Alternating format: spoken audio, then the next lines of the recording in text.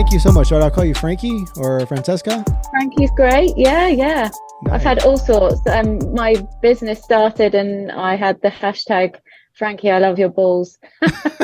Yeah, yeah. So tell me about this. So I'm intrigued with health, fitness, and I love learning new things about health and wellness. So I saw your profile, and I wasn't Yeah. sure like if you're a carnivore or you're animal based or anything like that. So what are these balls that you're talking about? So they were the very start of my journey. So I've always been interested in nutrition and food, just love making yummy food. And I've got two children. My career before nutrition started with children as well. So I was teaching in schools and in education for about 13 years and managed nursery schools, so really tiny ones. And then just before I kind of made the leap into doing nutrition, I was working in a school for boys with special needs, ranging from quite severe ADHD and autism to just all kinds of behavioral issues. And there, I saw a lot of interesting connections between the food we eat and the effect it can have on, mental health and physical health from way early on with children Mm. specifically. But that was really compounded when I started working with boys with special needs because um, well, I was always reading in the background, so I was just a bit of a bookworm. And once you find something you really love, you just, I don't know about you, but you just kind of just get hungry for it. So I was reading everything and listening to like YouTube and podcasts every single day. You find the people that you love to follow the most, and I was doing that. So I've constantly had people like just talking about nutrition in the car, and I started a short diploma course, and kind of I was on the quiet having these little conversations with parents that I probably shouldn't have at the time, but I was just sort of saying, have you tried this and that? And some of them really, really took my advice on board. And two parents in particular went completely cold turkey with sugar and gluten and kind of the top tips that I go in with still now. They detox their kitchens because I've always said, and that's where my business name came from, the Kitchen Detox. If you clear out your kitchen space and you detox, the environment that you're living in, you just set yourself up for so much more success. And there's a massive big picture to that. You don't have to just consider food. But yeah, these parents implemented a few things, the big one being refined sugar. And there was just amazing changes, like huge. These boys that went from like assaulting staff, smashing windows, not being able to even sit down for more than 10 minutes to reciting spellings and, sitting through whole lessons, and, having conversations, which changed their lives. It was incredible to see that sort of thing happen. So, yeah. And there was a whole kind of quite difficult story behind my ending, my career ending in education. The school I was in was academized and they just wanted to get their own staff in. And it was really distressing for the boys. And yeah, it was really sad for me because I'd watched so many of them progress. And then but in turn, it was kind of positive. I took the leap of faith into nutrition, and the Kitchen Detox was born, and my love for it just grew and grew and grew. And yeah, I've had my own interesting kind of health journey as well. I've got a partially formed thyroid, so Mm.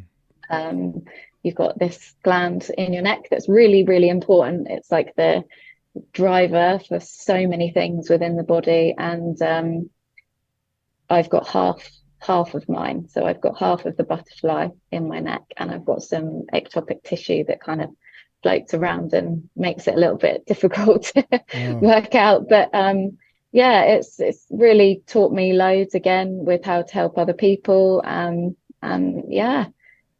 So that's a kind of little short yeah. short snippet of how I've evolved. Yeah. That's very inspirational. And listening to you talk, it reminded me of a conversation that I had with Dr. Natasha Campbell McBride. I think that's her name. Are you familiar with her work, the GAPS diet? No, no. Oh I man. always love hearing about new Oh, people though. okay. So So yeah. I just I read this book by Jane Buxton, and it's called The Greatest Plant-Based Con. Um, Right. and I'm actually speaking with her next week. And in that book, I like reached out to every person that she listed in the book, and one of those people was Dr. Natasha Campbell McBride. I think I'm saying the name right. And That's yeah, it's a long name, but yeah, yeah, you won't forget it. she promotes this thing called the GAPS diet, and it's a acronym. I'll butcher it if I try to. It's a gut and it's kind of a two-part acronym. It's gut and psychology syndrome, and gut and phys. I don't know. There's two meanings to it, but she promotes like this healthy way of eating, and one of the big things that she talked about on the podcast was her kid, and I think her son or something was autistic, and that's what got her on the journey. I think she's formerly like a brain surgeon or something crazy like that, and it got her on this path of trying to help her child without medicating him or her. Yeah, And it was like the number one thing was cutting sugar out, which is yeah, wild, right? But it's so hard to do that as a parent because it's so easy to give in to what your kid wants and kind of make them shut up a little absolutely. bit and give them sugar. So Yeah, and our whole world is just filled with it's just only got worse, hasn't it? I think back to when I was a kid and it was like I think I got a sweetie day on a Saturday. It's like my children, my parents would let me go on a Saturday to what was called like the village tuck shop, and it mm, was 20p, and you could just come out with this sack of sweets. But it was one day and one day only, and it was easy to stick to because I just knew that I could go to the tuck shop on a Saturday, take a little bit of pocket money, and the rest of the week I just accepted there wouldn't, it was whole foods, home cooking, and there wasn't, I think it was just kind of starting to creep in these brightly coloured adverts and the real push for sugar. Um, but it was like the fat-free mm, 80s. That was the thing that was really killing everyone as well. So um, yeah, but so yeah, I think it's just got worse and worse in terms of sugar is just in everything, isn't it? Every single thing that you pick up in the supermarket has got sugar, in the top three ingredients. So that's why my big push at the moment is to just try and get as many people to shop outside of the supermarkets and support local farmers and their local farm shops and butchers and all these amazing places that are doing things properly, mm. um, and putting your finances, in with the people that are doing it right instead of these massive corporations that are just robbing us of our health. So Yeah. yeah, yeah. What's the landscape look like where you're at? Are there a lot of farmers markets like here in Texas? Um, the big urban cities, like Houston or Dallas or Austin. There's actually quite a bit of farmers markets because the towns outside of these big cities have local farmers. Is that similar to where you're at Yeah, too? yeah, so there's just fields around me, and I'm a total country bumpkin. Kind of grew up in wellies and climbing trees, and there's fields all around. I'm in a little village in West Sussex in England, and yeah, there's loads of farms, and I'm very lucky to be in the countryside. And yeah, and I've met, doing this, I've met so many lovely people who have got exactly the same mindset, that we should be shopping local and supporting these farmers. And I was trying. I actually follow a couple of guys who I think they've got another podcast actually, the Meat Mafia Oh podcast. yeah, yeah, And they were trying to educate people on the questions to ask, because I think that's really important as well. People go and they're thinking, well, you know, is this meat okay? Just because I'm buying it outside of the supermarket, does that automatically mean it's okay? Or should I be asking about, if the animal's grass fed, or how, how many questions do I ask? And they put out really good information, just bullet pointed, sort of 8 or 9 questions that you could ask your local butcher. And I think you can be confident if you're not shopping in the supermarket that you're still doing you're getting better quality. absolutely. Um, but yeah, Do yeah. you follow Rome Ranch or Forces of Nature?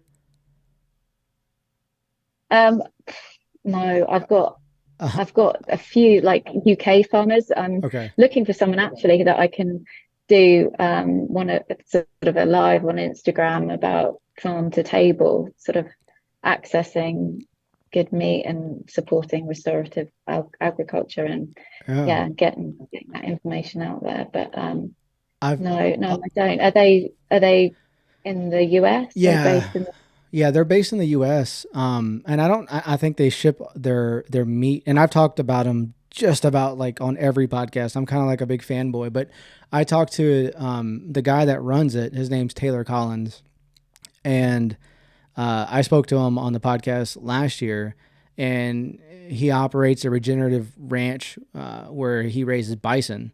There's a bunch of animals. He has pigs, chickens, and everything, but his kind of the main shtick is bison that he raises on his ranch. And they sell their meat. He teams up with other regenerative farmers from around the country, and they sell meat. And the company is called Forces of Nature Meat, and it's Frozen? it's really awesome what they do and how they operate. They do these big community events where they bring people out on their farm. They butcher a bison and they show them how to take the life and how to clean it, and they're educating the community, people that wouldn't have access to a farm or ranch around them. So it's pretty special, and I think there's more awareness, like people like yourself that are talking about this stuff on social media. I think it's waking people up and wanting to ask these questions about where's my meat coming from? What kind of Yeah. antibiotics are in my meat? And so I think it's people like you that are kind of, waking, the population up to it.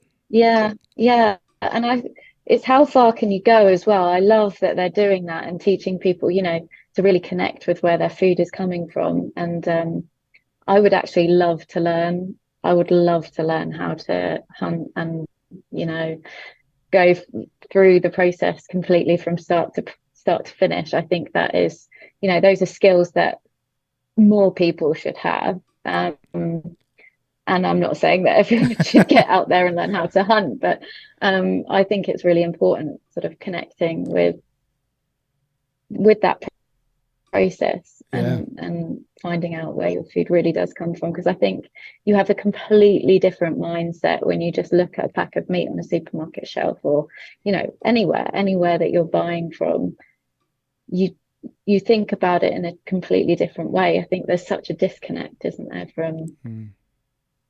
you know what that actual process is, getting your food from nature and hunting. And I think I would be interested to see how people feel if they kind of were able to access meat that was local to them, in the wildlife around them as well. I think there's so much to be said about seasonal eating, but I think that you could really think about that with meats as well, with the animals that you consume. Um, No, so, but I, I think you have to look at it sensibly and think about finances and all of these things. And anybody that comes to see me for a consultation, I want it to be a plan that can be sustainable for forever. A lifestyle change for their whole family that works financially, with their goals, with their family dynamics, everything. So yeah. No, that's awesome. That's very inspirational. So when people come to you, what are some of the services that you offer, and how do you help, and what does the few first consultations look like? So it's usually via Zoom. I do offer in anyone that's local to me, I can do an in-person day sort of home visit. And I did used to do more of those where I would literally take people shopping Mm. and get really, you know, down to the nitty gritty and go through the kitchen cupboards, go through the kitchen detox process with them. But I talk about everything, so every aspect of your life that, as comfortable as you are to talk about every aspect.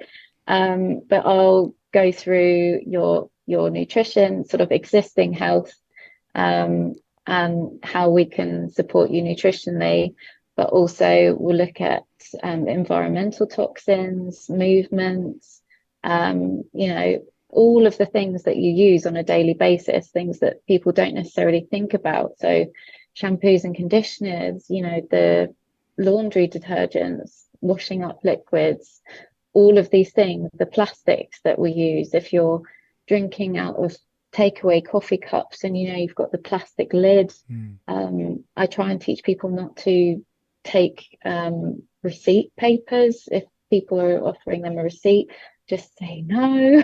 Yeah. And we discuss how to optimize each area of your life. So sleep, hormones, bowel movements, energy levels, all of these things.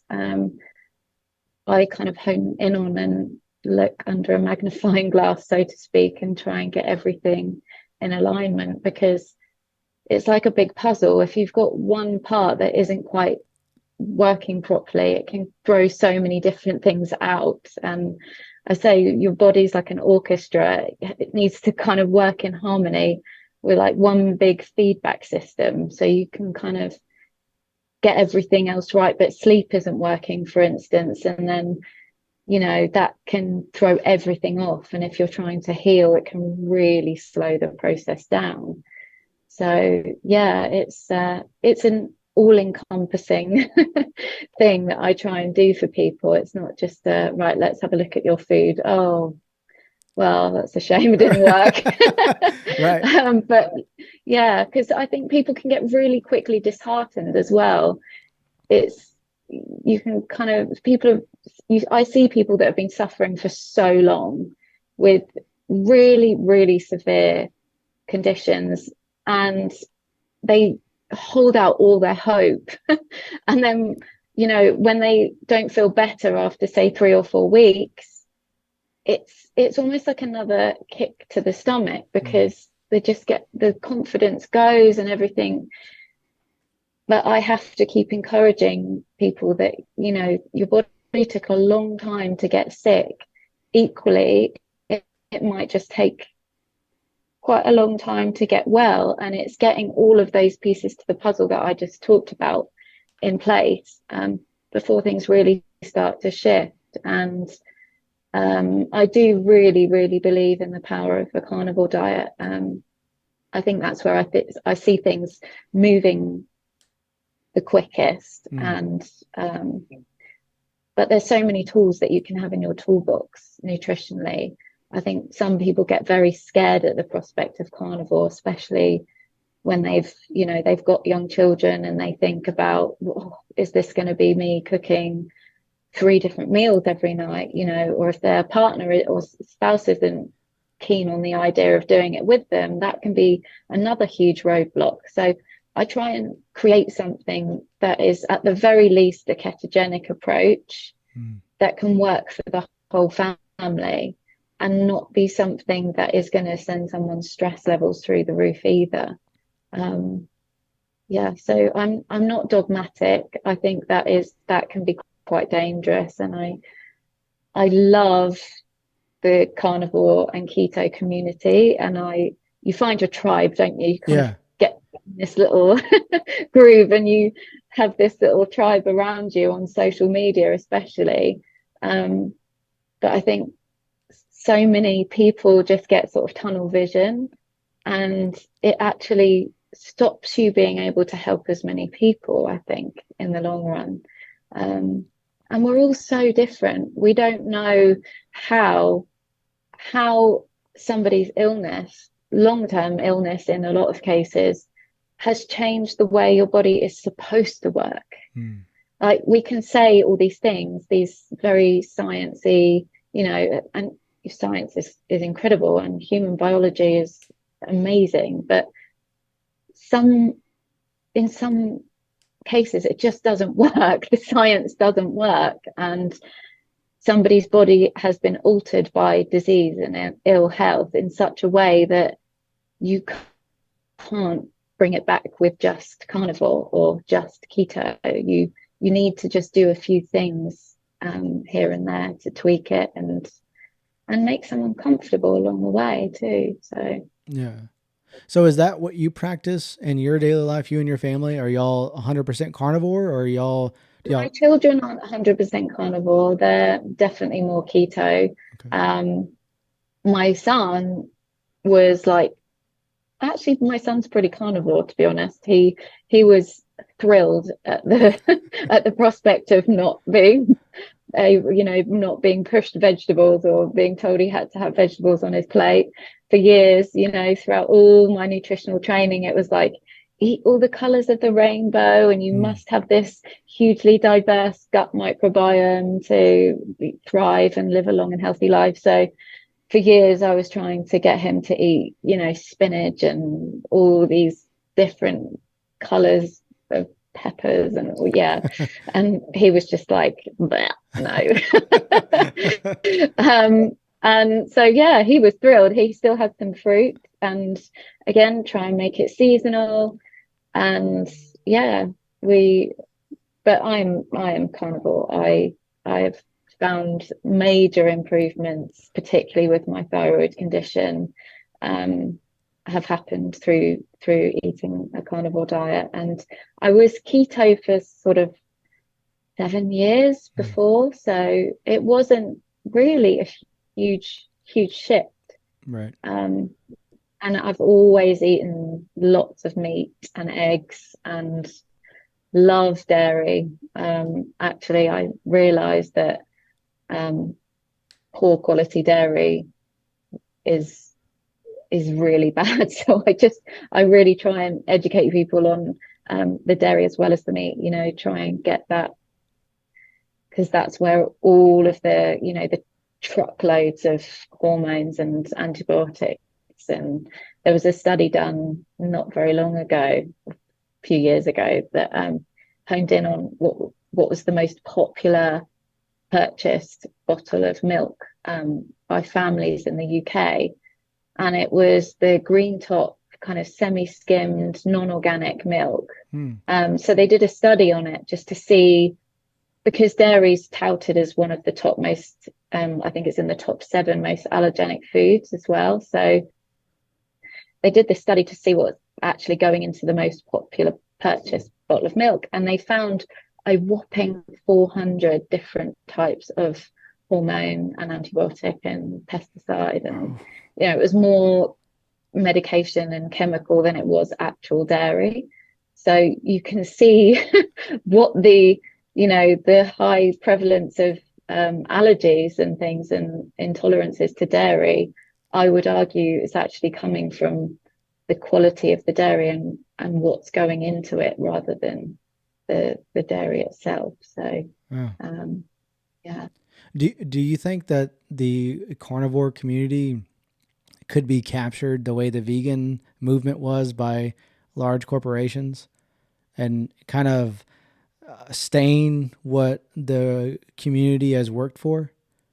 That's kind of what I'm sort of trying to allude to, I think, when I'm talking about this dogmatic approach that people have and the kind of tunnel vision, and it is gaining traction for good reason, because it really does work, and people have found true healing, long-term healing through the use of carnivore. But at the same time, if it's kind of monetized and people get so stuck there, even in the same way that vegans kind of will lose their health and feel awful and still hold on to it because it's become their life and they cannot let go. And I think the same thing could happen to a certain degree within carnivore. I mean, you could never ever get as ill. You could never get, you know, to that extent of ill health using a carnivore diet. So the danger is much more minimal when you're talking about carnivore as opposed to veganism, because, you know, I'm of the belief that nobody can thrive on a vegan diet. And you know, that's it. But yeah, I do think that it's hard. I watched somebody on YouTube the other day, and I actually had to stop myself watching, because I, you know, I say to people about cleaning up their lifestyle, and I do say, you know, watch what you're scrolling through, because that really can have an effect on you. And I did the same thing. I was a kind of a victim of exactly what I tell people not to do. And I was scrolling through YouTube and I was watching this guy, you've probably heard of him, Professor Bart Kay. Yeah. And I came off feeling really low. I was like, this has affected you know, how I feel about what I do, and that's not good. You know, it wasn't in a positive way at all.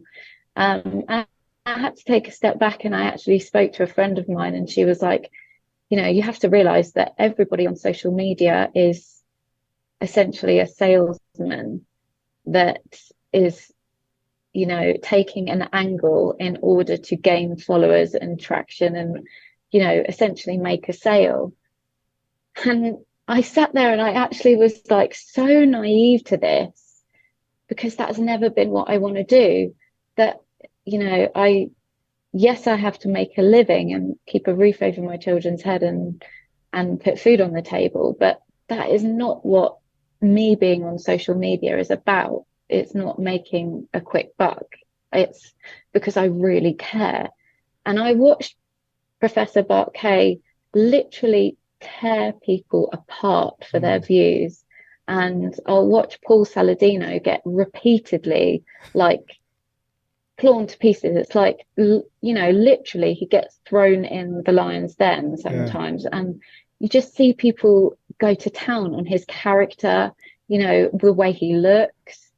It's horrible. Yeah. And I just think if that is what the carnivore community is going to become, people saying, you can't do that, like you're going to kill yourself, or, you know, or start talking about people's self-worth and their image because of a belief system, I think that's where it can get really damaging. And again, it's not taking into account these little nuances that can happen when someone has lived and with disease, or you know, or they've got just slight changes within their body, and they need to adapt things. Paul Saladino has found that fruit works for him. His girlfriend, I think her name's is it the Carnivore Bay or something? Yeah, she's got another animal-based bay or something like that. That's it. Yeah, she's great as well. They're both in great shape. They feel good. They're able to. I think a couple of times they've shared their lab results, and everything looks good. And it's like, so why are we focusing in on that? Let's just celebrate when people find good health. And yeah, I think there was another instance where I actually made a video and put it on my page, because someone I follow had basically taken an ice cream recipe from a parent group. So these were parents that were trying to promote an animal-based way of eating to their children, and, you know, come up with recipe ideas, and they were sharing with each other on, you know, tips, and they'd created like a support system, which everybody needs when you're doing this, because it can, you know, changing your lifestyle is really hard. So they came up with this recipe, and it was like a carnivore ice cream. So it was using raw milk, but they'd added like a bit of raw honey and some cherries to the recipe. And so this woman had taken this recipe, put it up, and she actually compared it to making a child into foie gras, because she said that this is a fast track to fatty liver disease. And yes, non-alcoholic fatty liver disease is caused by the combination of fats and sugar. But we're talking about seed oils here. We're talking about the combination of highly processed, chemically refined oils and the same, highly processed white sugar that has been combined into a highly palatable, highly processed food.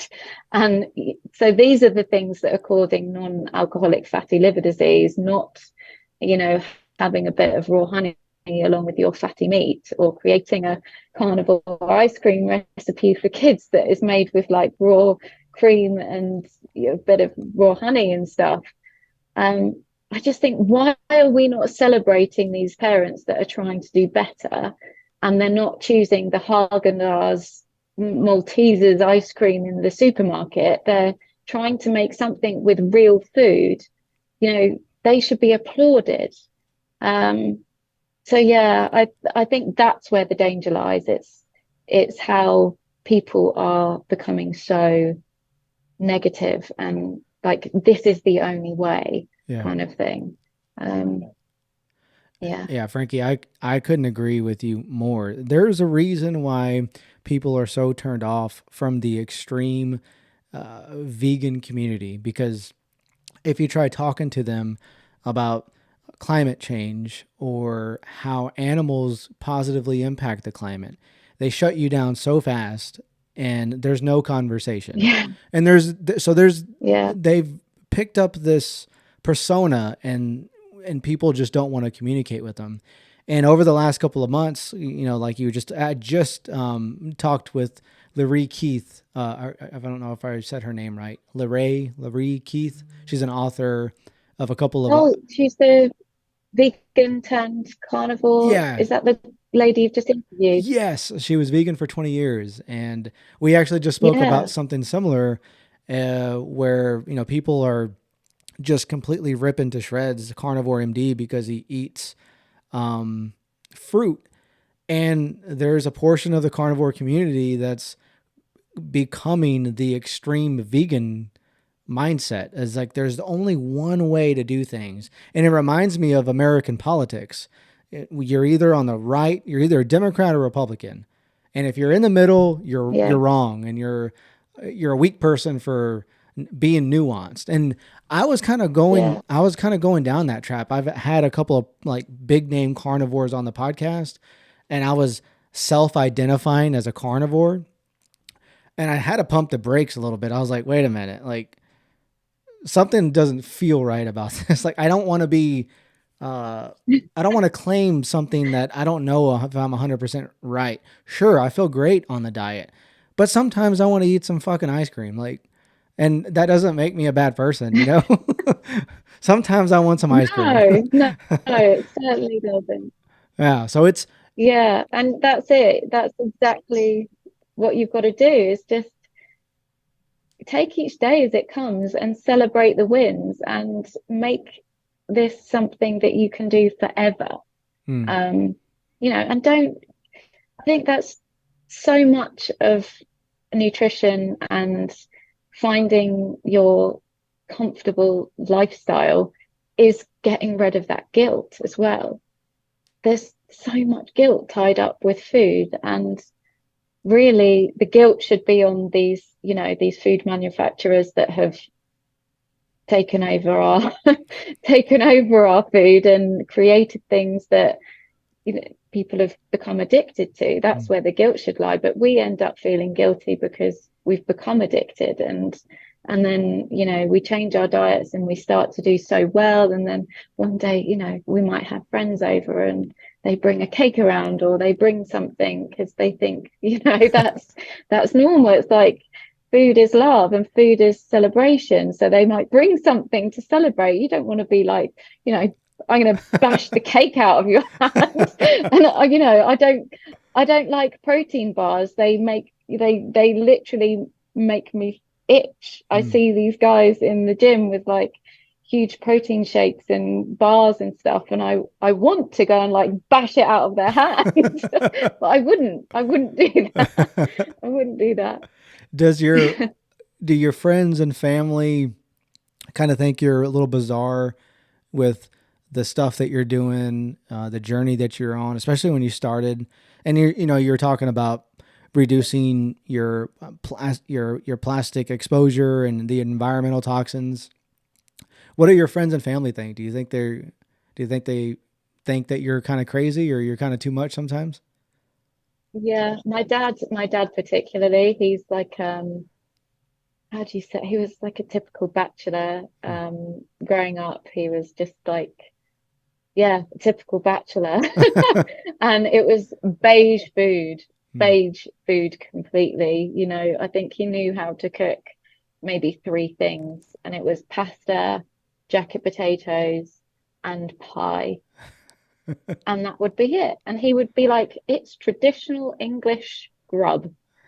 But that was, yeah, you know, he's set in his ways, and lots of people are. But yeah, most of my family think I'm absolutely nuts. Hmm. And, you know, they are trapped in the food, you know, the low fat, cholesterol is bad. And no matter how much I put out there and how many different specialists I speak to or studies that I reference, you know, the fear is so strong. The fear that the pharmaceutical industry and news reporters and, you know, the medical system have ingrained in people for so many years.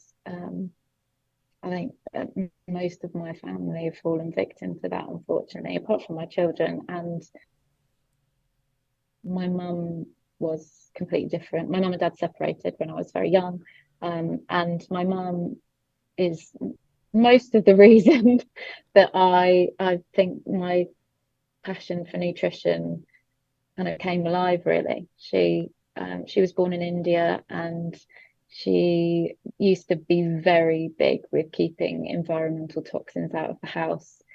She would always make her own cleaning products out of sort of vinegar and lemon juice and essential oils. And she became an aromatherapist, so she would be making like oil combinations to help me sleep. And if I had an exam period at school, she'd be like wafting things under my nose. um, and she would always be making food from scratch. It was just always home cooking. It was a lot of curries and like stuff from when she was growing up. She was obviously taught traditional Indian cooking. And yeah, so I had two very stark Hmm. contrasts and opposite ends of the spectrum when it came to my mum and dad, and kind of living half of the week with both of them. But yeah, I'm very used to being the odd one out, and but I quite enjoy the process now. I enjoy how being different and making different choices sparks conversation about it. And so a lot of my clients, they'll be like, well, how do you eat out? How do you go to a restaurant? And I'll be like, I'll order two steaks and ask for butter. And that's it. I'm more than happy to do that. And you know, and that might ignite a conversation with the chef or even the waiter or the table next to me. And I'm however many people that can be changed by my weirdness. I'm great with that. No, that's great. Something that I am learning to adapt to is not projecting so much because I've through the podcast I've been able to speak to some awesome people. I host this podcast and then my buddy and I also have another podcast. So combined episodes I've been able to talk to 160 amazing people, and a lot of it has been around health and nutrition. So Yeah, that's great. by no means am I an expert. I just take what bits and pieces everyone says and I try to implement those in my life. And Yeah. I think I can come off as kind of a projector of that. Like, oh, I think you, and then I get excited when I learn new information and I want to tell somebody. It's like a piece of gold, and I'm like, hey, this, or if something's working for me, I want to like take it and go show somebody, like, hey, this is working for me. You should try this too.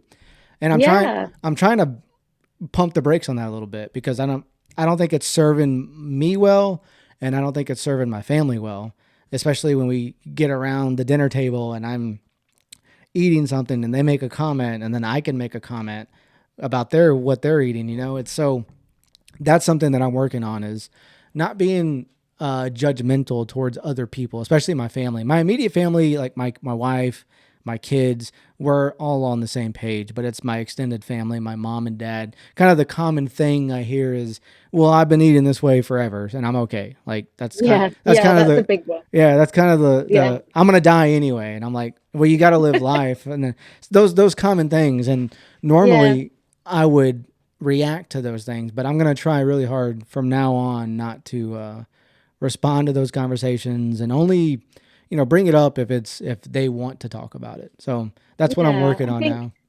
I think it's great that you're excited, and I've got that same, fire inside of me that wants to just share and celebrate the wins and, or the new information that I find out.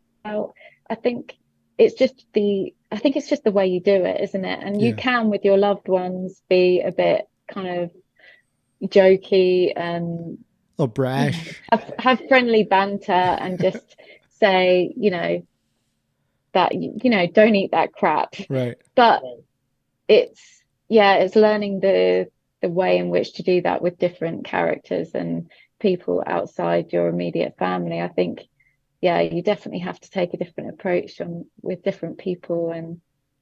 And yeah, it's easier for me because I think when people come and see me, they're prepared to a certain degree for what they're about to embark on.